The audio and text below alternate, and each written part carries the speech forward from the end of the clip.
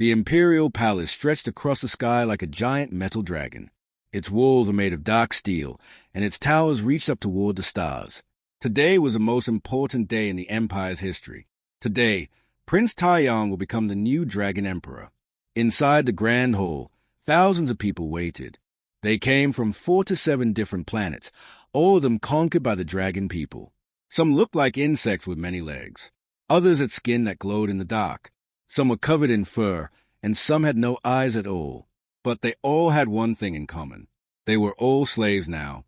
The dragon people, the Drakovans, stood tall above everyone else.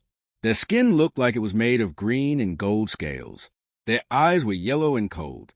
They wore armor that shined in the light, and they carried weapons that could destroy entire cities. For 10,000 years, they had ruled the galaxy with fear and power. Prince Taiyang stood at the entrance to the hall. He was 23 years old, but he already looked like a warrior. His armor was covered in real dragon scales, taken from enemies his father had killed. His face was hard and showed no emotion. This was how a dragon prince should look. Strong, fearless, ready to rule. The throne sat at the end of the hall on top of many steps. It was not a beautiful throne. It was made from melted weapons, taken from all the planets the dragons had defeated. The seat was covered with strange crystals that used to be the tears of queens who watched their worlds burn. The steps leading up to it were made from something even worse. They were made from the bones of leaders who fought against the Empire and lost. The throne glowed with a sick green light. Everyone said it was powered by the souls of dead rebels. No one knew if that was true, but everyone believed it. That was enough to keep people afraid. Old Hyun-woo stood in the corner of the hall with his cleaning cart. He was from Earth, a planet the dragons conquered 50 years ago. Before the war, he had been a teacher. He taught children about science and life and how different creatures lived together. Now he was just a janitor. He cleaned floors and emptied trash and tried not to be noticed. Hyun-woo wore a gray uniform that was torn in several places. His hair was completely white now, and his hands shook when he held his mop. He was 73 years old, and every one of those years showed on his face. His back hurt from bending over all day. His knees hurt from kneeling to scrub floors. But he was alive, and in the Dragon Empire, that was something to be grateful for. He was not supposed to be in the hall during the coronation, but Chancellor Giho, the dragon who ran the palace, had ordered all the janitors to stand in the corners. He wanted the conquered people to see this moment. He wanted them to see a new emperor take power. He wanted them to remember that they would always be slaves. The ceremony began with drums, big drums that made the floor shake. Then came the singing, if you could call it that. It sounded more like screaming mixed with a roar of fire. The dragon people called it beautiful. Everyone else just tried not to cover their ears. High Chancellor Giho walked to the center of the hall. He was old for a dragon, maybe 200 years. His scales were darker than most, almost black. When he smiled, everyone could see his teeth. They were long and sharp, like knives. Today, Giho's voice boomed through the hall. We witness a continuation of our great empire. Today, Prince Taiyang will become Emperor Taiyang. Today, he will sit on the throne of his fathers and take the power that is his by blood. The crowd of dragon nobles cheered. The slaves stayed silent. Cheering would be seen as disrespect. Staying silent could also be seen as disrespect. So most of them just bowed their heads and hoped they would not be noticed. Let the representatives of the conquered worlds come forward, Giho commanded.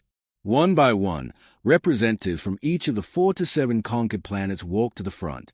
They had to get down on their hands and knees and crawl to the steps of the throne. Then they had to kiss the bottom step. This was called the rite of submission. It happened every time a new emperor took power. Hyun-woo watched as a woman from Earth crawled forward. Her name was Mireille. She used to be a soldier before the dragons came. Now she was the official representative of Earth, which meant she had to do all the things that reminded humans they had lost a war. Hyun-woo saw tears running down her face as she kissed the step made of bones. When all 4 to 7 representatives had finished, Giho turned to Prince Taiyang. The conquered worlds have shown their submission. Now, Prince Taiyang, walk forward and claim your throne. Claim your power. Claim your empire. The drums started again, slower this time. Each beat matched the step the prince would take. Taiyang began to walk down the red carpet toward the throne. His boots made heavy sounds on the floor. Every eye in the hall watched him. This was the moment everyone had been waiting for. Once the prince sat on the throne, he would absorb the power of all the emperors who came before him. He would become stronger, faster, more dangerous. He would live for hundreds of years and rule with absolute power. This was how it had always been done. Taiyang took one step, then another. His face showed nothing. His eyes looked straight ahead at the glowing throne. But then something happened. Taiyang's eyes moved, just a little bit. They shifted to the left, toward the corner where the janitors stood, toward where old Hyun-woo stood with his mop and his cart. Their eyes met. For just a second, maybe two, the prince and the janitor looked at each other across the huge hall. And in that second, something changed in the prince's face. His hard expression cracked, just a little. His eyes got wider. His mouth opened slightly. Hyun-woo felt his heart start to beat faster. Being noticed by the dragons was never good. He quickly looked down at the floor, hoping the prince would look away. But Taiyang did not look away. Instead, he stopped walking. The drums continued for 2 more beats, then stopped when the drummers realized the prince was not moving. The hall became completely silent. Thousands of people held their breath. Prince Taiyang, Giho said quietly, but everyone could hear the warning in his voice. The throne waits. But Taiyang was not looking at the throne anymore. He was staring at Hyun-woo like he had seen a ghost. His lips moved, forming words that only he could hear at first. Then he spoke louder. "You," the prince said. His voice was strange, full of an emotion that dragon princes were not supposed to feel. "I know you." Heimwoo's blood turned cold. His hands gripped the mop handle so tight his knuckles turned white. Every slave in the hole felt fear for him. When a dragon royal noticed you, bad things usually happened. "Your Highness," Hyun-woo said quickly, his voice shaking. "I am just a cleaner. Please forgive me for being here. I did not mean to disturb." "No," Taiyang interrupted. His voice got stronger, more certain. "I know your face. You were the teacher, the human teacher at the academy on the Outer Rim, 20 years ago." The hall erupted with gasps and whispers. Dragon nobles looked at each other in shock. A dragon prince remembering a human slave? Impossible. Dragon princes did not remember slaves. They barely even saw them as people. Giho's face turned darker. "Your Highness, please. The throne is waiting. This slave is nothing. You are confused. The ceremony must continue." But Taiyang was not listening to Giho. He was still looking at Hyun-woo, and now there was something in his eyes that no one expected to see. Recognition, memory, and something else. Something that looked almost like gratitude. "I was 7 years old," Taiyang continued, ignoring everyone except the old man in the corner. "My father sent me to the academy to learn how to fight against the conquered species, to understand their weaknesses. You taught biology there. You taught the slave children about life in different species." Heimwoo's mind went back 20 years. Yes, there had been an academy on a distant planet. Yes, he had taught there before being transferred to Palace. And yes, there had been dragon children at that academy too, learning from the enemies they would one day rule. But he barely remembered them. They all looked the same to him back then, all cold and cruel, and then the memory hit him like a punch. The reactor breach, the explosion, the children running and screaming, and one small dragon boy, trapped under fallen metal, his leg crushed, his scales burned.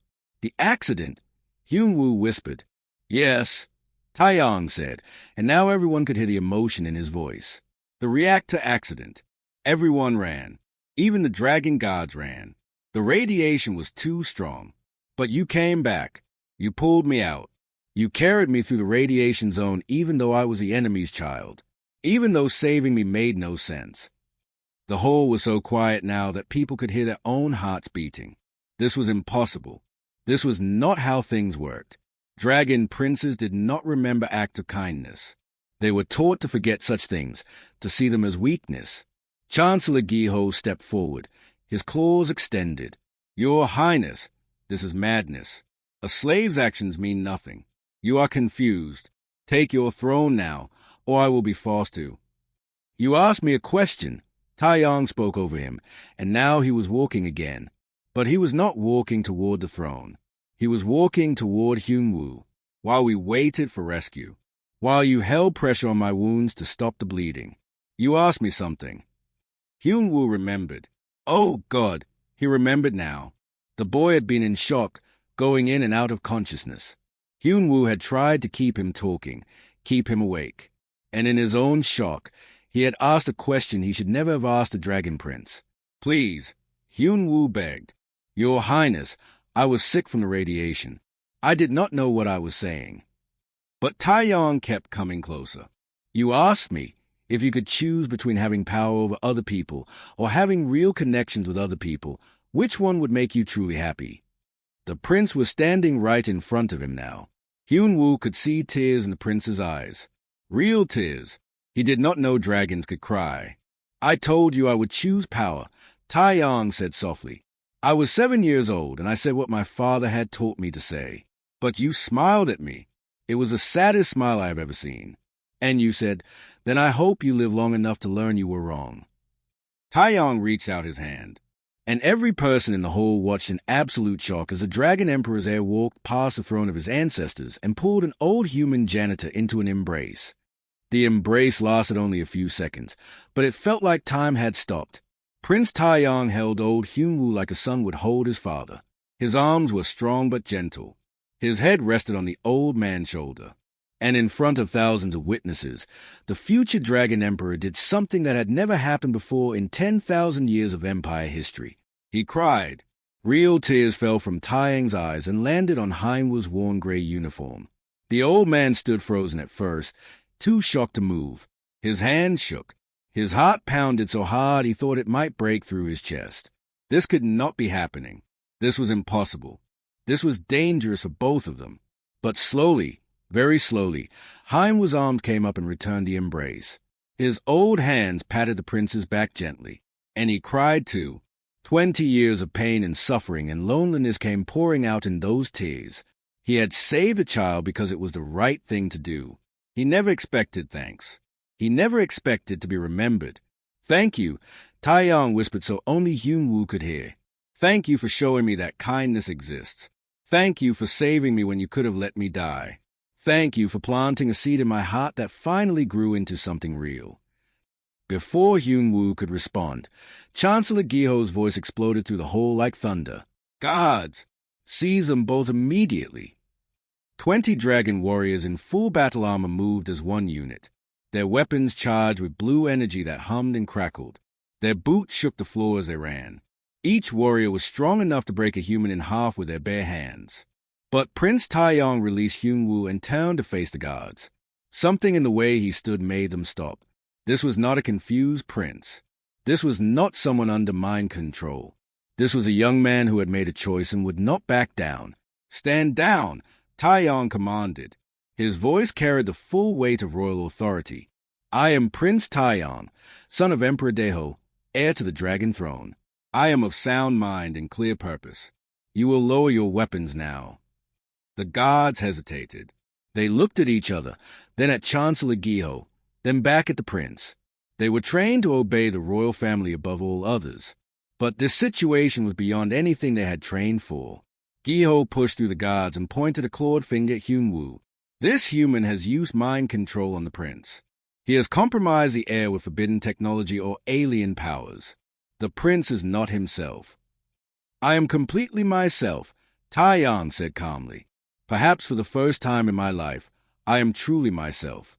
This human saved my life 20 years ago. He showed me kindness when I was the son of his oppressor. He risked his own life to save the child of an enemy. And I have spent every day since then being told to forget him, to crush that memory, to see it as meaningless. Taeyong turned slowly to address not just the guards but everyone in the massive hall. Dragon nobles in their expensive armor, enslaved species in their ragged clothes, warriors, diplomats, servants, everyone. But I never forgot, the prince continued. I never stopped thinking about what kind of person would save an enemy child. What kind of civilization creates people like that? People who choose to do right even when it costs them everything. A weak civilization. Giho shouted back. A defeated civilization. The humans are slaves because they cared more about feelings than about strength. They valued mercy over victory, and that is why we crushed them. Several dragon nobles nodded and made sounds of agreement. This was what they had always been taught. Compassion was weakness. Mercy was foolishness. Only power mattered. But Tai Yong shook his head. No, Chancellor, that is not why we defeated humanity. I have studied their history in secret for years. I have read their forbidden books and watched their old recordings. Before we arrived, humans had nearly eliminated poverty on their entire planet. They created art that moved souls across species barriers. They were beginning to unite their hundreds of nations into one world government. He pointed at Giho. We defeated them because my father was clever. He turned their nations against each other. He found their divisions and made them bigger. He made them fight each other while we picked them off one by one. We did not defeat them because they were weak. We defeated them because they were not yet united. Murmurs rippled through the crowd. Some of the younger dragon nobles looked thoughtful, like this idea had never occurred to them. Several of the enslaved species representatives dared to lift their heads, surprise and hope flickering in their eyes. Giho saw the mood shifting and knew he had to act fast. You speak of weakness and sentiment and unity. You disgrace your father's memory. You are unfit to rule. He turned to the assembled nobles and raised his voice. I invoke the right of challenge. This prince is mentally unfit to take the throne. The whole erupted with gasps. The right of challenge was an ancient law. Any high-ranking noble could challenge a prince's fitness to rule. If the challenge was accepted, there would be a contest to prove who was right. Usually this meant combat to the death. But Tai Yong did not look afraid. He looked almost relieved, like this was what he had been waiting for. I accept your challenge, Chancellor Giho, Tai Yong said clearly, but not in combat. I challenge you to answer one question, and we will let all these witnesses judge which of us is fit to lead this empire into the future. Giho hesitated. This was unexpected. The right of challenge could take different forms, but combat was the most common. A battle of questions was rare and risky. If he refused, he would look like a coward in front of everyone. If he accepted and lost the argument, he would lose all authority. Very well. Giho finally hissed through his teeth. Ask your question, Prince. Let us see if you can justify this madness with words. Tai Yong took a deep breath. He placed his hand on Heinwood's shoulder again, and the old man looked up at him with tears still streaming down his face. Then the prince turned back to face Giho and the assembled crowd. My question is this, Tai Yong said, and his voice carried to every corner of the vast hall. If an empire can only survive by constantly conquering others and making them suffer, is it truly an empire worth keeping? Or is it just a machine that eats everything, including its own people, until nothing is left but ashes and regret? The silence that followed was heavier than stone. No one moved. No one breathed. The question hung in the air like a sword waiting to fall. Chancellor Giho opened his mouth, then closed it. He tried again, but no words came out. His face went through several expressions, anger, confusion, and something that might have been pain. Around the hall, dragon nobles shifted uncomfortably. They all knew the truth that no one spoke about. The empire was dying. Constant war required constant resources. They had been expanding for 10,000 years, but expansion was getting harder. More rebellions, more resistance, more ships lost, more soldiers dead. To keep their military strong, they pressed conquered species into service. But slaves made poor soldiers, and constant rebellion drained resources. They had destroyed entire planets to make examples, but each destroyed world was one less world that could provide resources.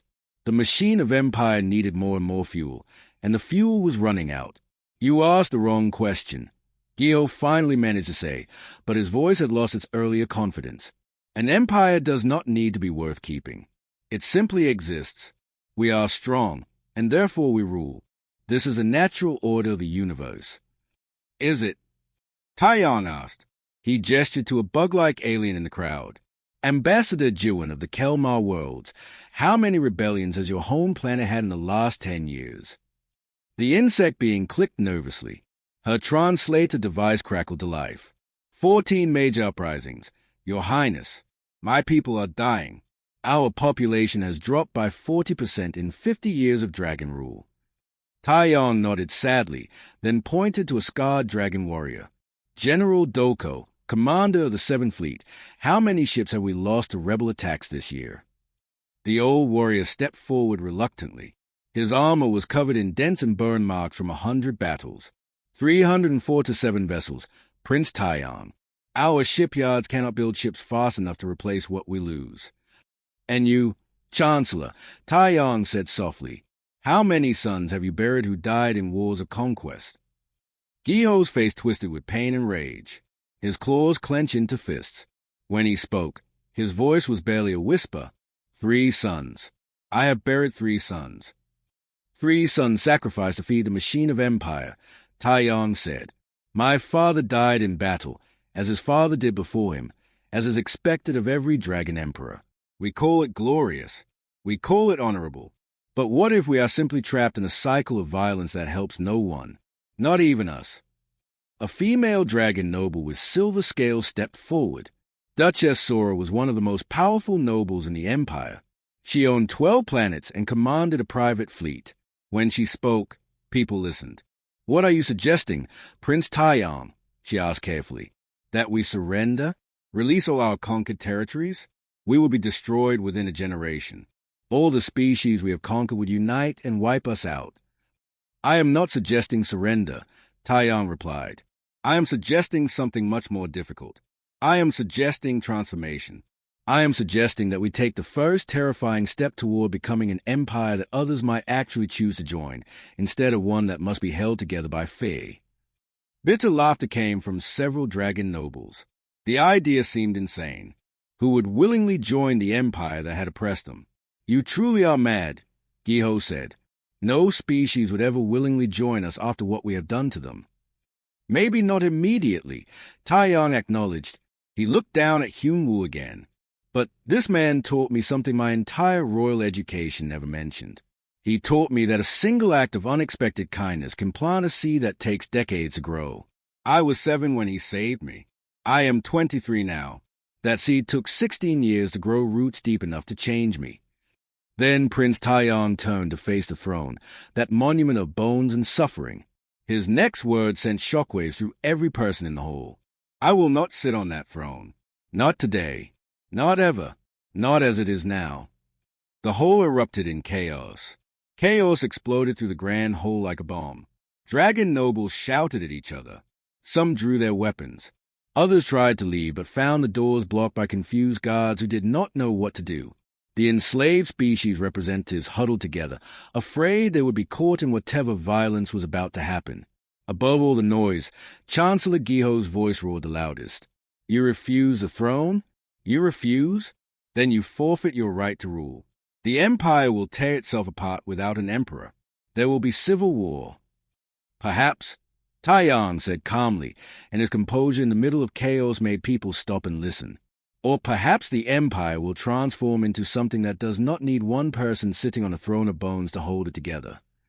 He raised his voice so everyone could hear him over the confusion.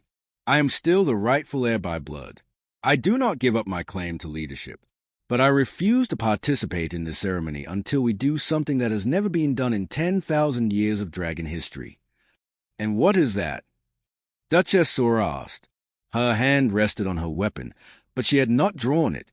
Her voice was careful, neutral, waiting to see which way the wind would blow. Taeyong held out his hand to Hyunwoo once more.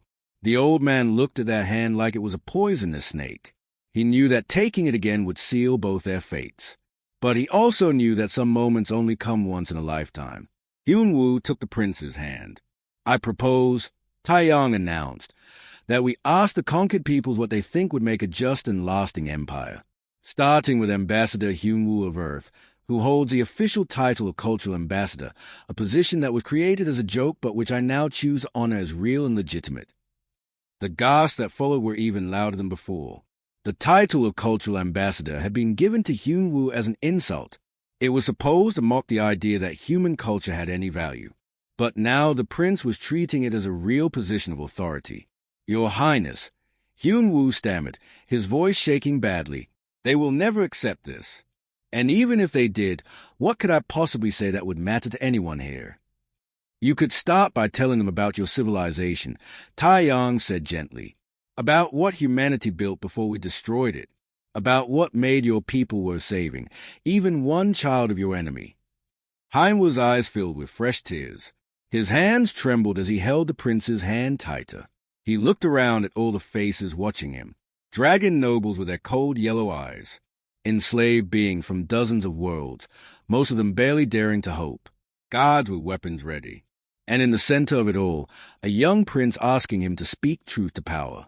I cannot promise they will listen, Hyun-woo said quietly. I cannot promise that either, Taeyong replied. But we must try. At that moment, something happened that no one expected. General Doko, the scarred warrior who had admitted to losing hundreds of ships, stepped forward. He was old for a dragon soldier, maybe 150 years. He had fought in more battles than most soldiers ever saw. His armor told the story of every war he had survived. Slowly, deliberately, General Doko removed his helmet. Then he did something that made half the nobles gasp in shock. He knelt down on one knee in front of Prince Taeyong. I have served this empire for 70 years, Prince Taeyong, the general said, his voice rough from years of shouting commands. I have conquered 23 worlds. I have killed more enemies than I can count. And I am so very tired of conquest. If you truly mean to transform this empire, if you truly want to build something different, then you have my sword and my loyalty. Traitor!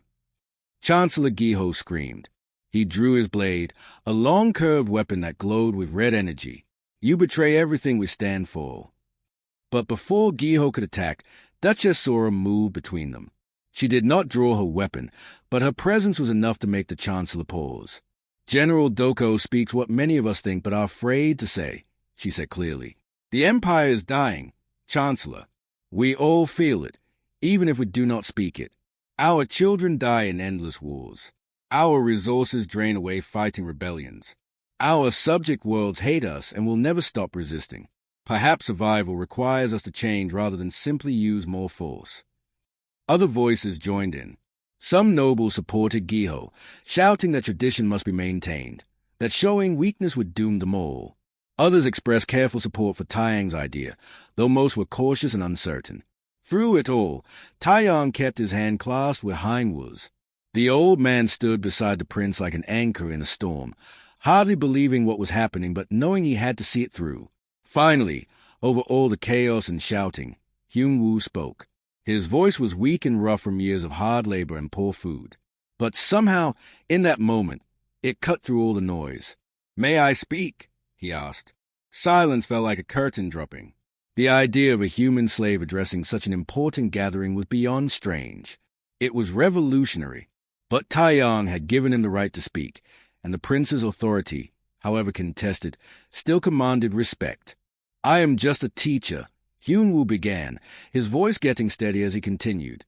I taught biology to children. I taught them about the diversity of life, about how different species solve similar problems in different ways, about how cooperation often works better than competition in the long run. He looked around at all the different beings in the hall. Dragon nobles, enslaved species, warriors, diplomats. Humanity fell to your empire because we were divided. We fought each other even as your ships entered our solar system. That was our weakness, our greatest failure.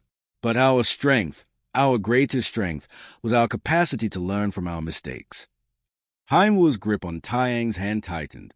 I saved a child 20 years ago because I believed then, as I believe now, that every life has value, that every person has a potential to choose a different path than their parents, to break cycles of violence.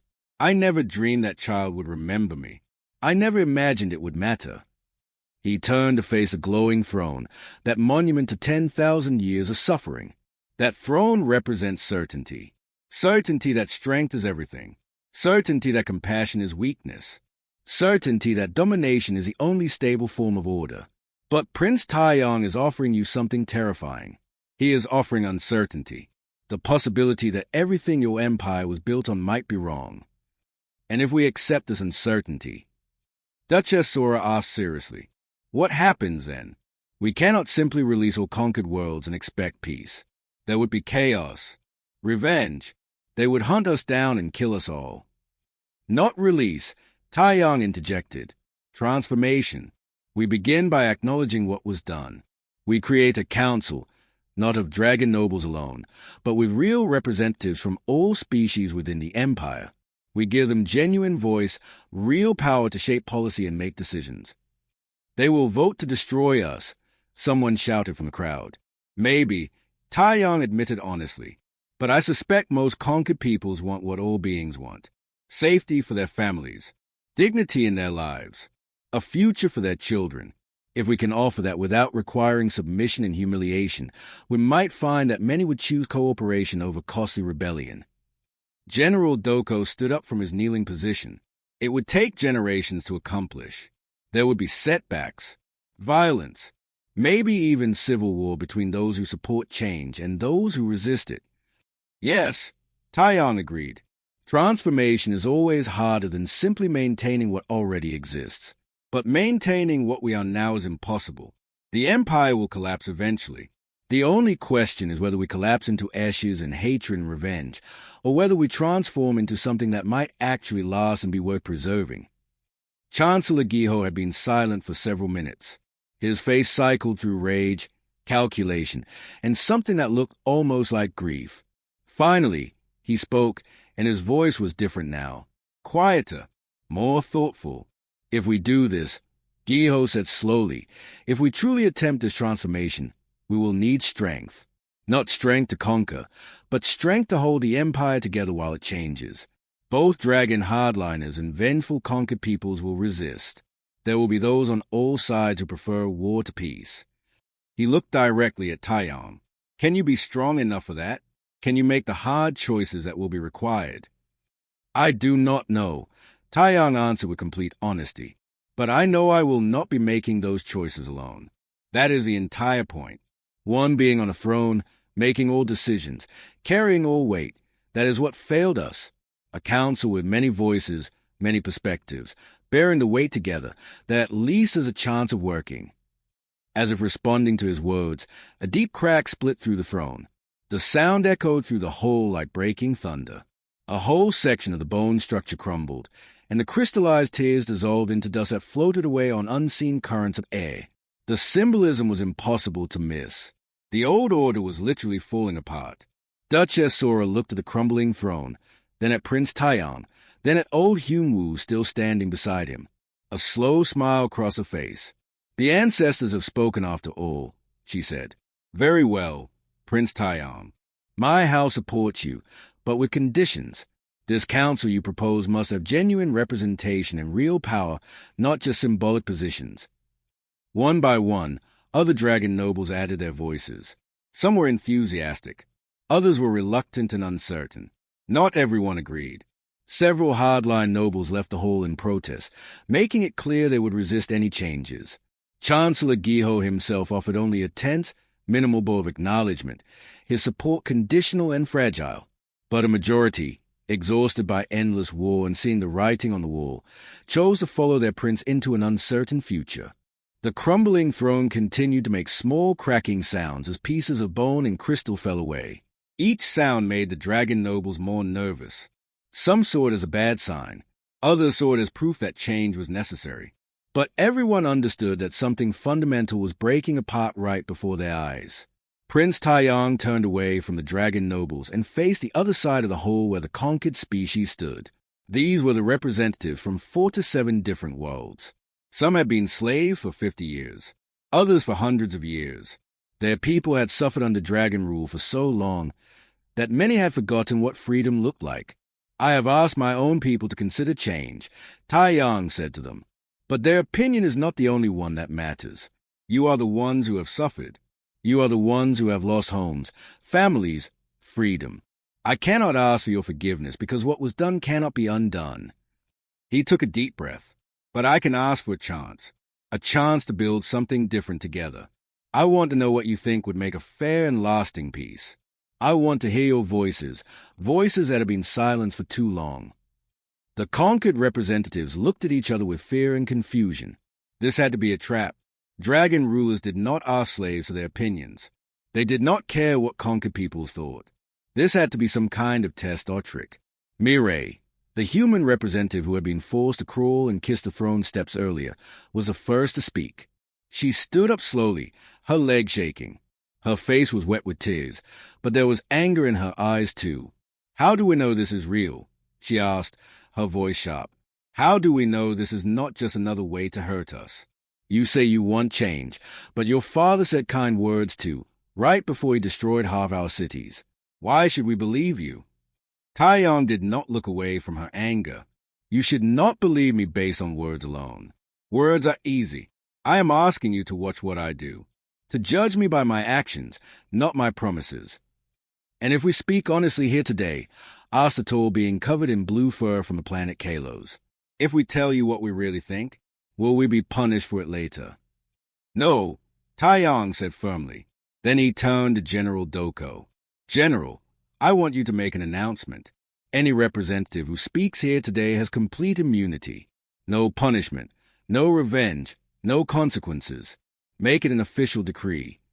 Doko nodded and spoke in a loud voice.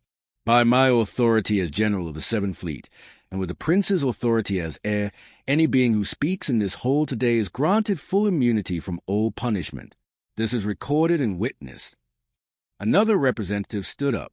This one was small, barely 3 feet tall, with skin like smooth stone. He was from a planet called Mindo, and his people had been enslaved for over 200 years. "You want to know what would make a fair peace," the small being said, his voice high and musical. "Give us back our children. Your people take our young ones and raise them as soldiers to fight against their own kind. Give them back." Taeyong nodded slowly. "Yes, that practice should end immediately. Children should not be taken from their families." A murmur of surprise went through the conquered representatives. They had not expected agreement so quickly. Another stood up, this one looking like a tall insect with many arms. "Our worlds are stripped of resources to feed your war machine. Our people starve while you take everything we produce. We want the right to keep enough to feed ourselves." "Agreed," Taeyong said.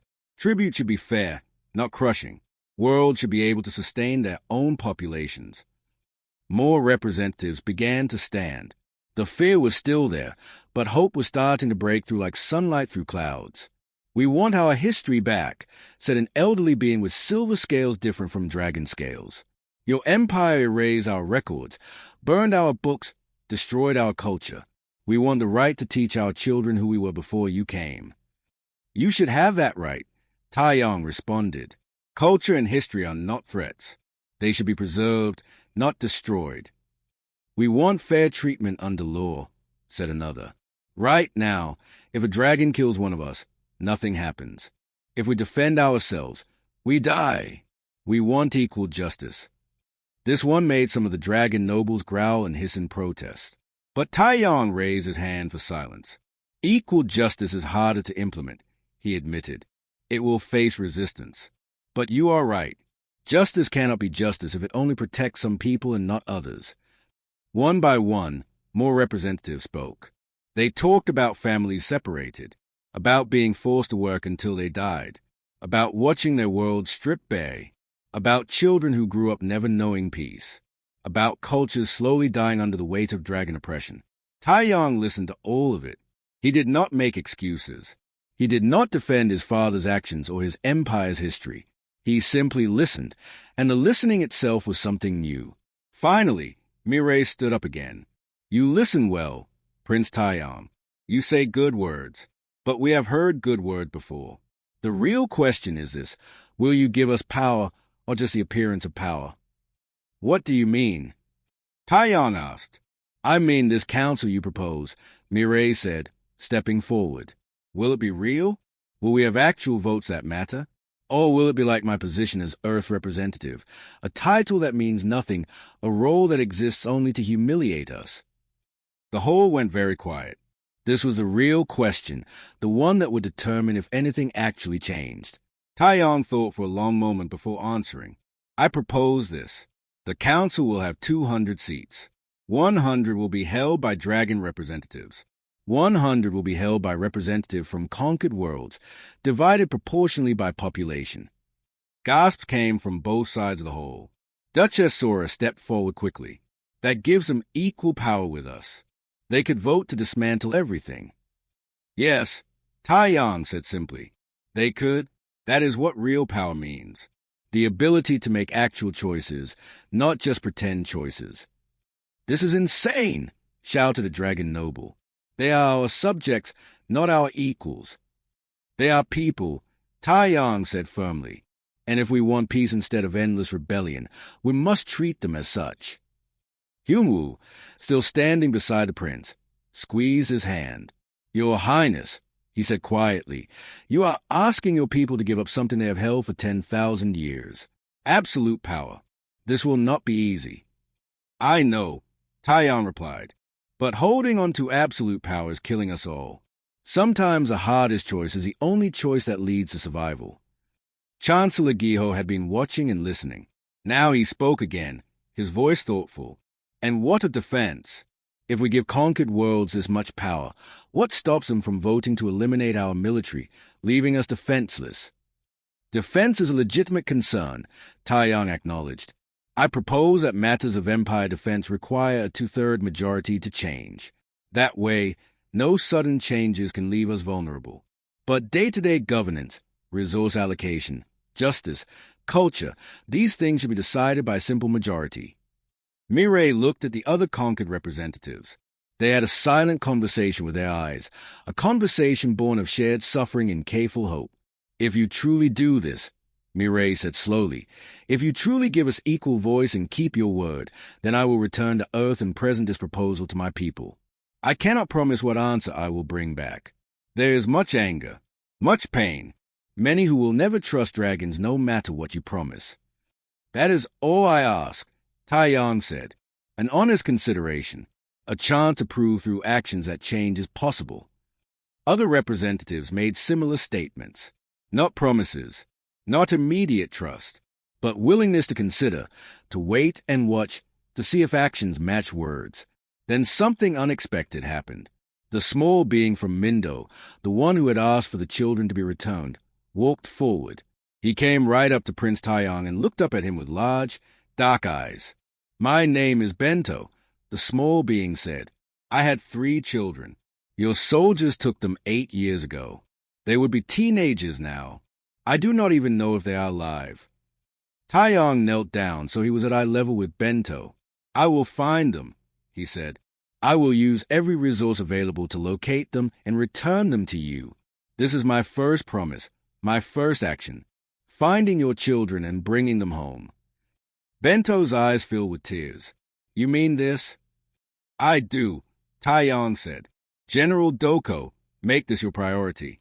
Find Bento's 3 children and any other children taken from Mindo. Bring them home. The general saluted. It will be done, Your Highness. Bento reached out with one small hand and touched Taiyang's face, a gesture of blessing in his culture. Then perhaps there is hope after all. Behind them, the throne cracked again, louder this time. A larger section collapsed, sending up clouds of ancient dust. The green glow was fading, growing dim as the structure that held it together for so long fell apart. Duchess Sora looked at the failing throne and then at Prince Taiyang. The old empire is dying right before our eyes. The question now is whether we can build something new before everything collapses into chaos. Then we had better start building quickly, Taiyang said. He stood up and addressed everyone in the hall. This council I have proposed will meet in 30 days. Each world will send their representatives. We will begin the hard work of transformation. It will not be easy. Many will resist. But the alternative is slow death through endless war. He paused, then added, and one more thing. The throne will not be repaired. Let it fall completely. Let it be a reminder that the old ways are gone. When we build something new, it will not be built on bones and suffering. As if in response to his words, the entire throne gave a final groan and collapsed completely. 10,000 years of compressed pain and domination fell into rubble and dust. The green glow vanished entirely, and for the first time in centuries, the grand hall was lit only by natural light from the high windows.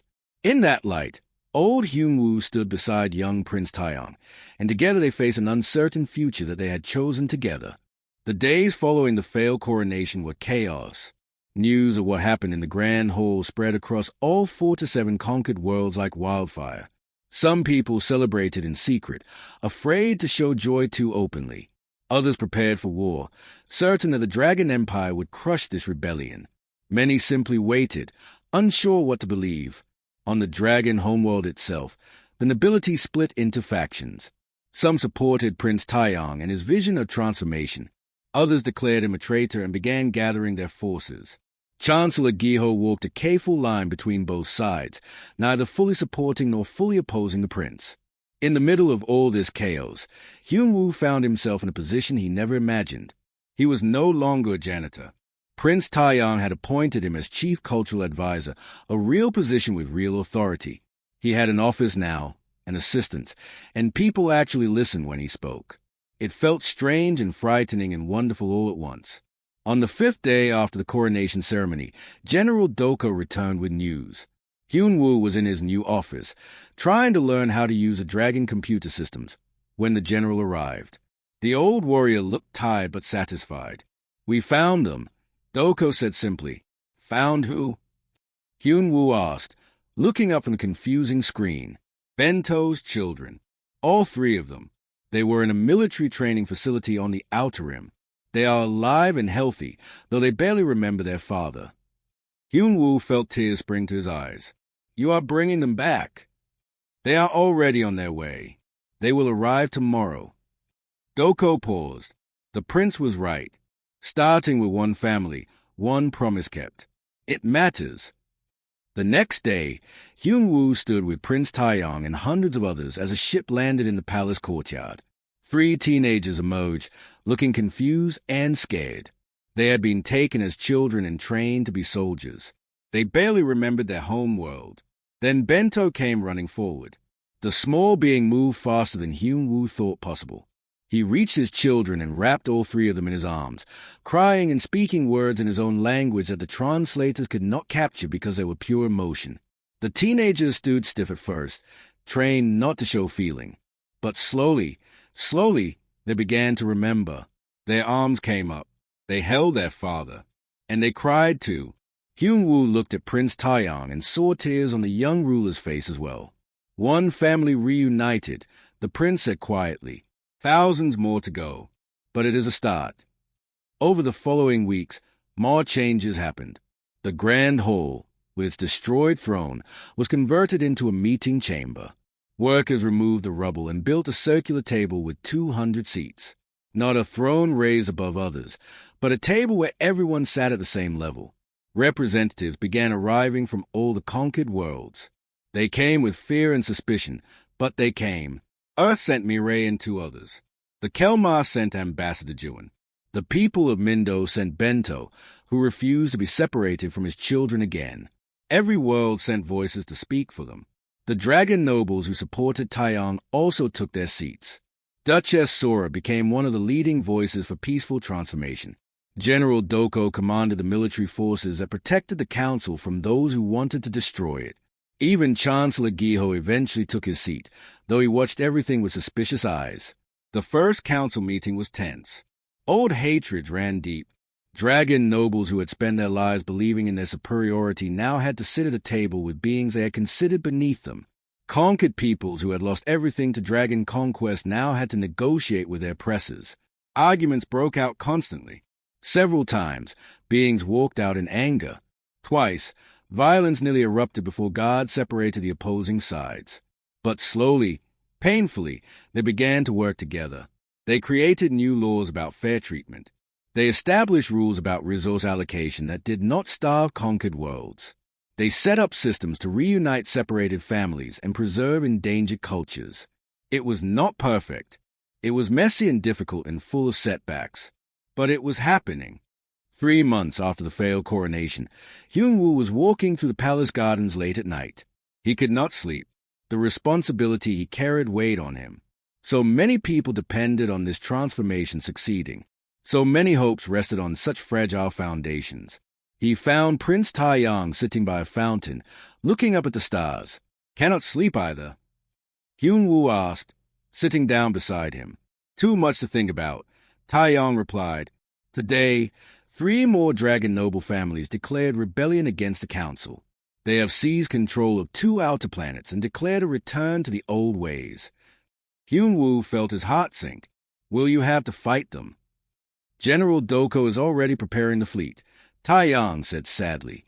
I wanted to avoid civil war, but they leave me no choice. If we let them destroy this chance of peace, everything falls apart. They sat in silence for a while, listening to the water in the fountain. Do you think we will succeed? Hyun-woo finally asked. Do you think this transformation is possible, or are we just delaying the inevitable collapse? Taeyang thought for a long time before answering. I do not know. Some days I am certain we will fail. The hatred is too deep. The wounds are too fresh. The old ways are too comfortable for too many people. He looked at Hyun-woo with eyes that seemed much older than his 23 years. But then I remember what you told me when I was 7 years old and hurt and scared. You said that every person has a potential to choose differently than their parents, that cycles can be broken, that kindness plants seeds that take decades to grow. I did not expect you to remember that, Hyun-woo said softly. I remembered everything about that day. Taeyang replied. Your words, your actions, the way you looked at me like I was worth saving even though I were the enemy's child. That memory kept me from becoming the monster my father wanted me to be. He stood up and held out his hand to help Hyun-woo to his feet.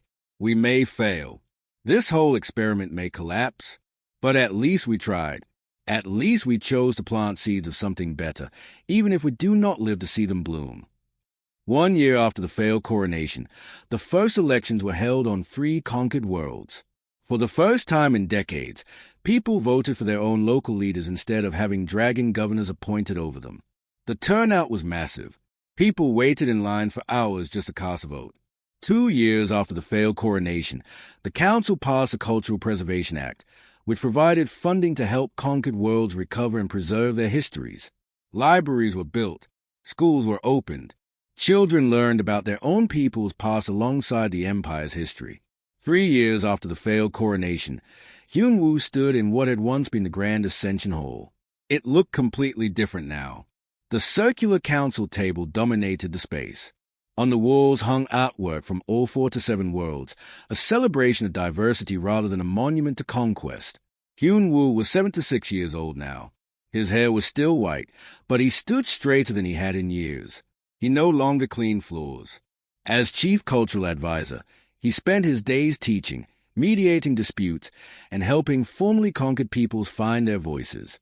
Prince Taeyang had officially taken the title of first speaker rather than emperor.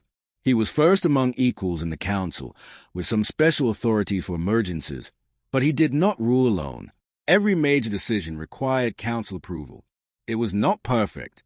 Rebellion still flared on the outer planets where hardliners rejected the new ways. Economic transformation was painful for many. Some worlds struggled with a sudden freedom, not sure how to govern themselves after generations of oppression. There were setbacks and failures, and days when everything seemed to be falling apart. But there were also victories. Mixed crews of dragons and other species now served together on ships. Former slave worlds were beginning to rebuild their economies. Children of different species played together in integrated schools. The population decline had stopped, and in some places, even reversed. One afternoon, Hyun-woo was teaching a class on xenobiology to a group of mixed-species students, just like he had done 50 years ago. But this time, the students were not there because they were forced. They were there because they wanted to learn. Among them was a young dragon boy, maybe 8 years old, who reminded Hyun-woo of someone. After class, the boy approached him nervously.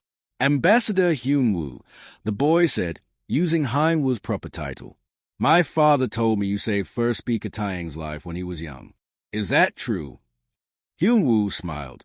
Yes, it is true. But I did not save him because I expected anything in return. I saved him because every life is valuable, and because I believed even a dragon child could grow up to choose a different path than his ancestors. The boy thought about this. Do you think I can choose a different path too? My grandfather was a great warrior who conquered many worlds. My parents expect me to be like him. Hyun-woo knelt down so he was at eye level with the boy. You can choose any path you want. You can honor your grandfather's memory without repeating his mistakes. That is what growing and learning means. The boy smiled and ran off to join his friends, a mixed group of dragon and non-dragon children who were arguing about whose turn it was to use the playground equipment. Hyun-woo watched them play together, these children who would grow up in a very different empire than he had known. They would face challenges, certainly. The transformation was far from complete, but they would face those challenges with more tools, more understanding, more hope than any generation before them. That evening, first speaker Taeyong came to Hyun-woo's office. He looked tired but content. "I wanted to thank you," Taeyong said, "for everything. For saving my life when I was 7. For standing beside me when I challenged the old ways. For helping build something new." "I should thank you," Hyun-woo replied. "You remembered. You chose to act on that memory. You risked everything to try something different. That took more courage than saving one child from an accident." They stood together by the window, looking out over the palace grounds where children of many species played together in the fading light. "Do you remember your question?" Taeyong asked. "The one you asked me while we waited for rescue? About choosing between power over others or connection with others." "I remember," Hyun-woo said. "I have my answer now," Taeyong said with a smile. "Connection. Always connection. Power over others is empty. But genuine connection with others, building something together, that is what makes life worth living." Hyun-woo nodded, feeling his own eyes grow wet. Then that seed I planted grew into exactly what I hoped it would. Outside, the sun set on the dragon homeworld, painting the sky in colors of orange and gold. Tomorrow would bring new challenges, new conflicts, new obstacles to overcome. The transformation was far from finished. It might take generations to complete, if it ever truly completed at all. But today, in this moment, an old teacher and a young leader stood together and watched children play without fear. And sometimes that was enough. Sometimes the most revolutionary thing in the universe was simply choosing kindness when cruelty was expected, choosing connection when domination was easier, choosing hope when despair seemed inevitable. Sometimes all it took to change the fate of an empire was one person choosing to save a child, and that child remembering the lesson for the rest of his life. The story of how a janitor's hug changed the galaxy was just beginning.